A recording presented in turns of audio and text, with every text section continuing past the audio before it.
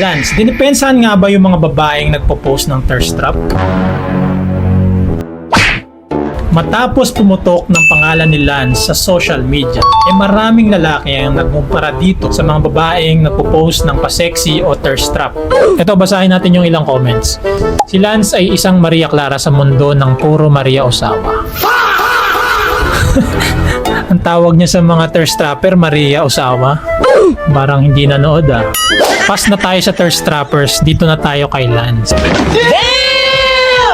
Agad naman itong kinall out ni Lance. Ito, basahin natin. Sabi ni Lance, ito, hindi ko po mako-consider na achievement yung pagtaas ng followers kung may mga kababaihan naman pong ibinababa para lang may maitaas. Hindi po ako masaya na may mga kapwa babae na binabash, kinukumpara o minamaliit gamit ang pangalan ko.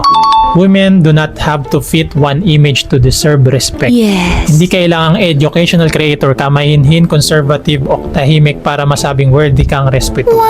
Yan, grabe yan. Direct to the point yan yung mga lalaki. No? Marami kasing nagkukumpara dito kay Lance sa mga ibang content creator na pa-sexy. Ayan, sabi pa ni Lance, sa mga bastos po natin na followers, feel free to unfollow. We don't need your support if it means objectifying women. Grabe naman yan. Pero kayo ba guys, tingin nyo ba na dapat i-edify o edify po tayo? Kung kayo ba tatanungin, ano ba yung mas prefer nyong content guys? Yung puro sayaw, pa-sexy, thirst trap, o yung educational? Yung totoo, yung totoo.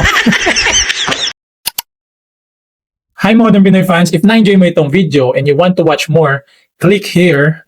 And kung gusto mo namang lagi kang updated sa latest happenings sa internet, make sure to leave a like and subscribe sa baba.